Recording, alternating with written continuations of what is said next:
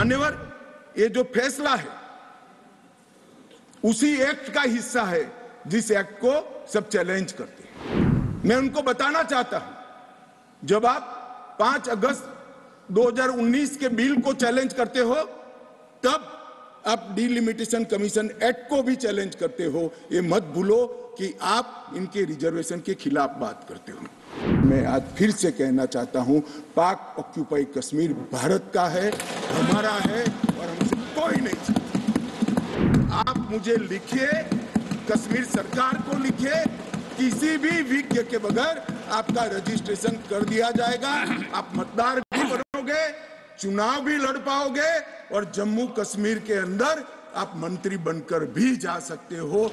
मैं आज इस महान सदन के माध्यम से देश भर में बिखरे पड़े कश्मीरी पंडित और अन्य विस्थापितों को कहना चाहता हूं, नरेंद्र मोदी सरकार आपको न्याय देने के लिए कमिटेड है। आप मुझे लिखिए, कश्मीर सरकार को लिखिए, किसी भी विज्ञ के बगैर आपका रजिस्ट्रेशन कर दिया जाएगा। आप मतदार भी बनोगे, चुनाव भी लड़ पाओगे और जम्मू कश्मीर के अंदर आप मंत्री बनकर भी जा सकते हो। आपको पूरा पता है।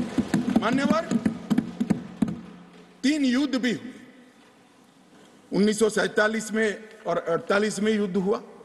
31,779 परिवार आज के पाकिस्तान अधिकृत कश्मीर से शरण लेकर भारत में आए।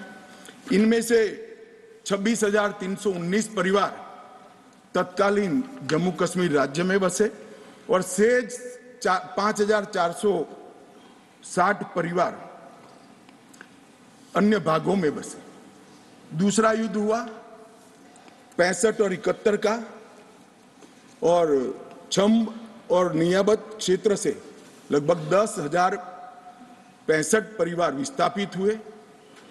3500 परिवार 65 के युद्ध में हुए और इतने ही करीब 71 के युद्ध में हुए। अब तक 47, 65 और 71 के युद्धों में लगभग 41,844 परिवार विस्थापित हुए हैं। उनको भी भारत सरकार ने ढेर सारी चिंता करी है, मैं आगे बताता हूं। मगर ये बिल जो है मान्यवर, 3 सीटें, 2 जम्मू कश्मीर से विस्थापित परिवारों के लिए और 1 सीट पाक ऑक्यूपाई कश्मीर से विस्थापित आए हुए कश्मीरी भाइयों के लिए रिजर्व करने का काम नरेंद्र मोदी जी ने बहुत मन के साथ, चाव के साथ और संवेदना के साथ किया। मान्यवर, ये जो फैसला है उसी एक्ट का हिस्सा है जिस एक्ट को सब चैलेंज करते हैं।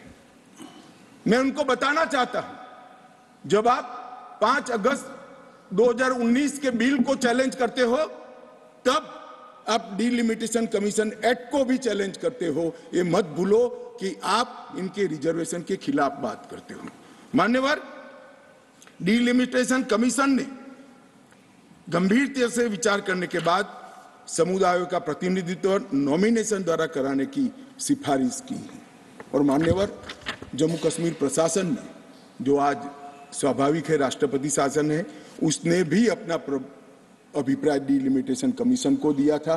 भारत सरकार ने के गृह मंत्रालय ने भी दिया था कि इनके प्रति सिंपैथेटिक व्यू लेना चाहिए, इनका प्रतिनिधित्व होना चाहिए। जब वो अपनी जमीन में ही नहीं है तो असेंबली में कैसे चुनकर जा सकते हैं।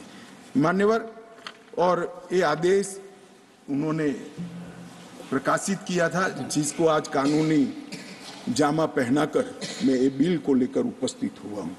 मान्यवर, ये जो डिलिमिटेशन कमीशन ने और भी कई फैसले किए हैं, मैं जरा सदन के सामने पूर्व की स्थिति और अभी की स्थिति बताना चाहता हूं। पूर्व में जम्मू में सिर्फ 37 सीट थी, 37 सीट थी। अब नए डिलिमिटेशन कमीशन ने 37 से बढ़ाकर 43 सीट जम्मू क्षेत्र में बनाने का काम। मान्यवर, कश्मीर में 46 सीट थी, 46 सीटें थी। अब 46 की जगह 47 सीटें, 47 सीटें बनाने का काम। इस तरह से जम्मू और कश्मीर दोनों को मिलाकर 83 सीटें थी। लद्दाख की सीटें निकाल दी है क्योंकि वहां यूटी बन चुकी।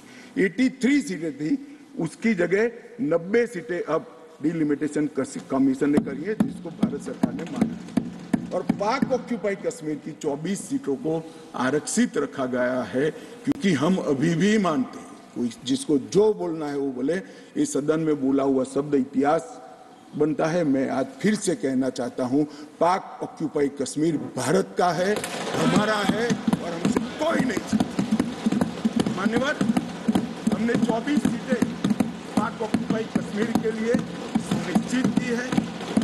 मान्यवर, अब तक